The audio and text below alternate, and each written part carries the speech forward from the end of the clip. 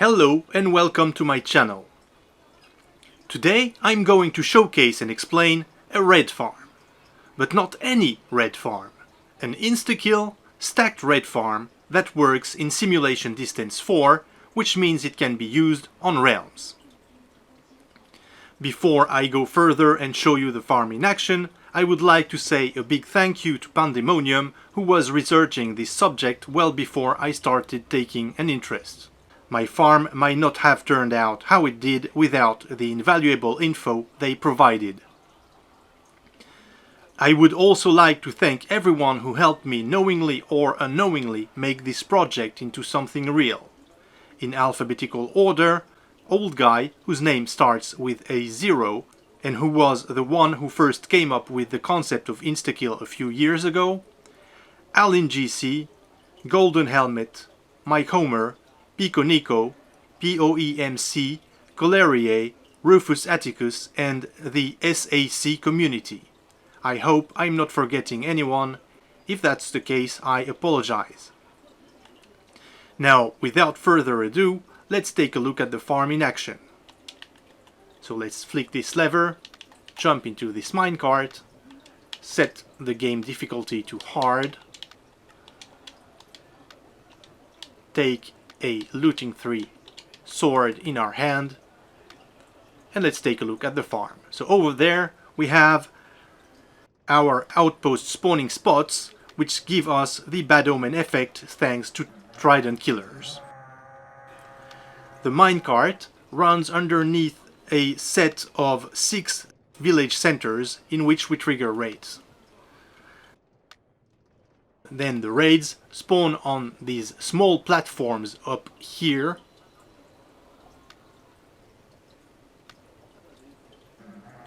Like so. And fall down onto these big magma platforms below. There they are killed in a trident killer.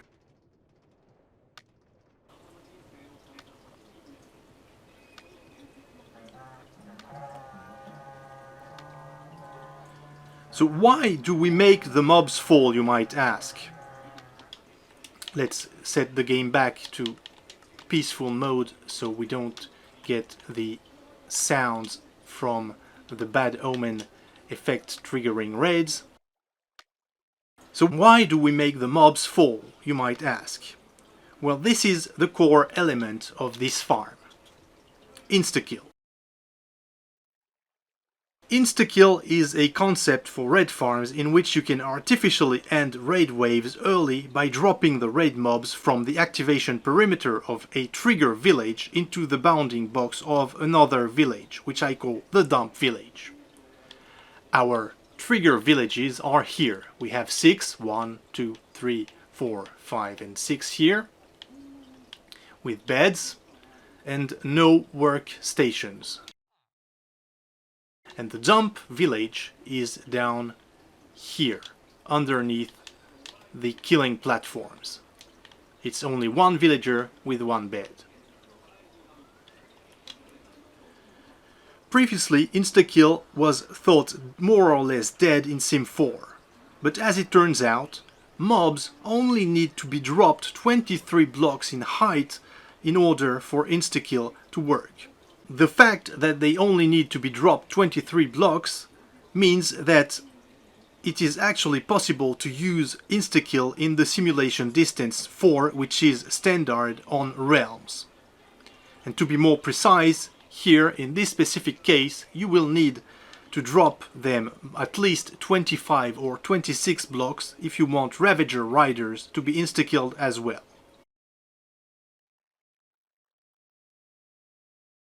So as you can see, dropping mobs out of their trigger villages up here into the dump village down there is exactly what this dual layer setup here achieves. Mobs spawn on the top platforms, which are approximately at the same level as the trigger villages, and then they immediately drops 26 blocks into the dump village underneath. Now let's check the way that Instakill works. So I've set a common block here which gives me bad omen repeatedly, and we'll see with our villages how fast this works. So as you can see here, the raid bar changes, which means we enter the perimeter of a different trigger village. So let's focus on this first village here on the left and take a look at the raid bar up here. As you can see, the mobs are removed from the raid bar extremely quickly. So let's wait for this raid bar to fill up and take a look at the speed at which mobs are removed from the cap.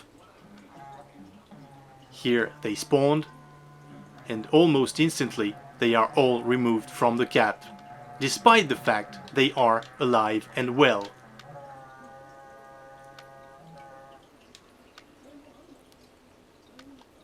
And here you can see them being carried to these 2 rows of 12 trapdoor trident killers, which take care of these regular mobs as well as ravagers. Now, what is the advantage of Instakill, you might be wondering? Well, it's quite simple. Removing the raid mobs from the bar almost instantly allows for the next wave to appear much quicker.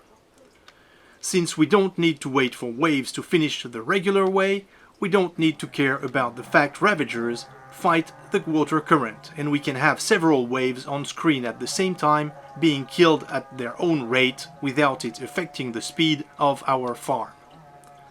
Compared to a non-Instakill design, more total raids are conducted in any given time frame, directly translating into more loot. How much more loot then? In my tests, it is close to a 2-fold increase. This example here yields about 10,500 emeralds per hour, with only 6 stacked villages. Whereas a counterpart without Instakill on a very close setup using fast trident killers was only able to output around 5,500 emeralds per hour.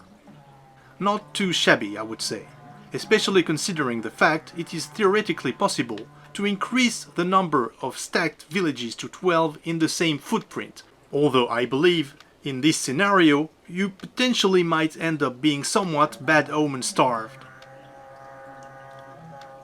Now before we proceed, let's take a look at the spawning platforms here, as they are quite peculiar and very specific to raid mobs.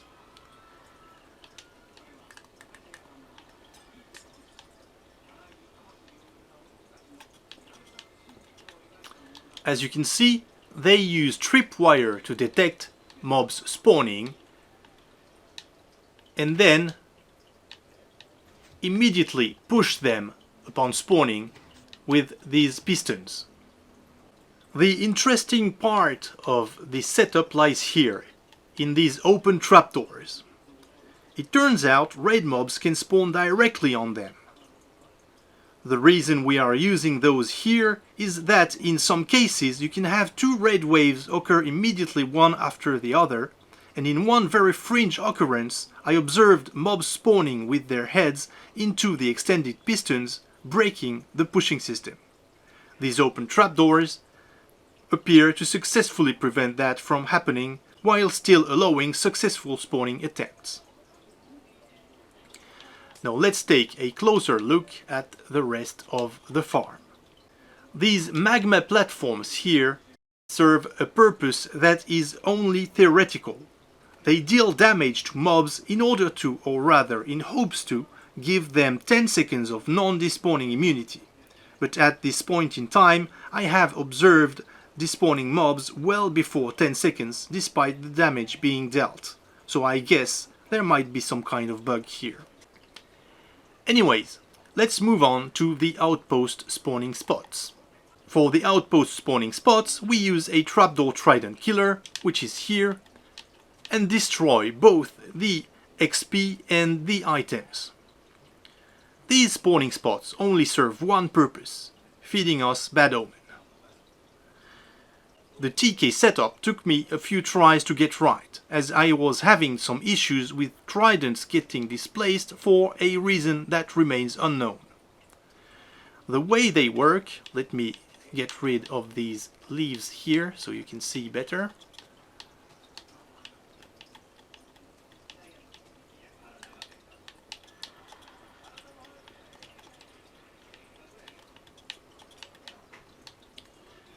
Here, the way they work is that you have this water stream here that pushes the mobs into the hitbox of the minecart underneath here.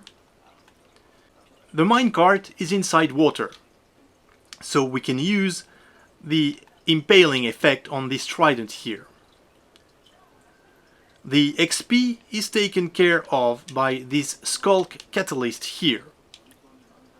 As long as the mob dies inside of the minecart, there should be no skulk vein propagation, which would break the TK.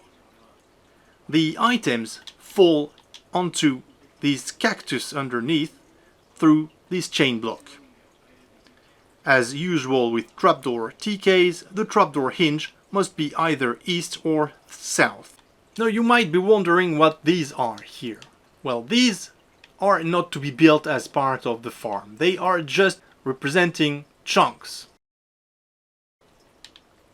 The reason why I have those is that our outpost spawning spots are strategically placed into so-called split density, opposite to the spawning platforms over there.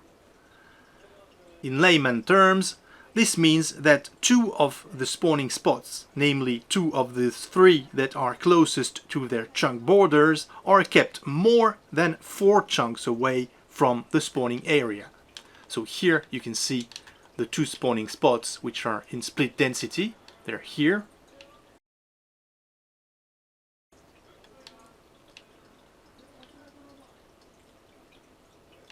And we have 4 chunks between those and the spawning area, which starts here. The reason we place these 2 spawning spots in split density area is the fact that pillager captains, the ones who give you the bad omen effect, will only spawn if there are no pillagers in a 9 by 9 area around the chunk they are in. Placing the spawning spots outside of this area allows us to get a bad omen feed at all times. But with split density in Simulation 4 ensue very tight space constraints. Due to these constraints, elements must be placed very carefully and chunk aligned. The spawning area here, as I said earlier, must start exactly 4 chunks out from the farthest outpost spawning spots. It then extends 12 blocks in depth, so that the entirety of it remains at all times within the R44 sphere, despite the fact that the player is moving in their minecart. Now the AFK spot here, or rather should I say the AFK lane, is exactly 11 blocks in width and placed 14 blocks above the outpost spawning spots. So we have 14 blocks between this point here and this point here. 14 blocks in height. The AFK lane is also at a distance of 38 blocks from the middle point between the 2 farthest split density spots. So the point which is here, between exactly in the middle of the 2 farthest spawning spots here, is the middle of our AFK lane here, exactly 38 blocks in this direction. The village centers, aka bed pillows, must fall exactly above this lane, so the pillows are here, above this lane here, at the maximum distance apart from the player, which is 13 blocks above. So here, the bed pillows are 13 blocks above this point here. Underneath the contraption we have to do some spawn proofing. Here I used a creative version of the world in order to determine the exact extent to which spawn proofing had to be performed, because I initially tried to go with a description of the spawning algorithm that had been made by the SAC Discord server members, but got some oddities, so I had to resort to the empirical method. This spawn proofing area here is centered on the AFK lane, so it is larger than it is deep, because on our lane we are moving inside of the minecart. It measures 45 blocks in depth and 56 blocks in width. This encompasses both the spawning area of red mobs along with the R44 sphere to prevent regular mobs from taking spots in the surface cap at night. The surface cap being the cap in which both raid mobs and outpost pillagers are counted. Notice that spawn proofing was also performed on the entirety of the farm up here, as I could see some mobs spawning here and there when I did all the spawning testing. So here you can see there's leaves everywhere to spawn proof the entire farm, and even up here. This lava blade here is because I have every once in a while one pillager that ends up in the collection water streams here. I don't know where it comes from, it doesn't spawn inside of it as far as I can tell, so I'm guessing it must be maybe a Ravager rider that glitches through the Trident killers here and falls into this water stream here when it is dismounted. So this lava blade here takes care of him fairly efficiently, and since he only occurs once every few hours, it doesn't affect our rates at all. So now let's take a quick look at the collection system here. The collection system is a fast-ish 2x design using hopper minecarts as filters. This collection system here, along with these allays here, collect all the loot that I deemed relevant and lets the XP flow directly to the player here. The XP is collected here. As for the total yields of the farm, here is what you can expect. Emeralds, as said earlier, around 10,500. Sticks here around 430. Glow dust around 210. Bottles around 210. Redstone around 210. Spider eyes around 210. Gunpowder around 210. Sugar around 210. As for undying totems here, you can expect around 380, and enchanted books around 130. As for XP, it should be around 108 levels per hour. The total usable item number should be more or less 12,500 to 13,000. Oh, that's not counting the saddles, as I forgot to add specific allays for those. We are also burning all the iron gear, but I guess you could try and turn that into iron nuggets if you were so inclined. I think this wraps it up for today. Thank you for watching, and as usual, if you have questions, feel free to hit the comment section. Goodbye.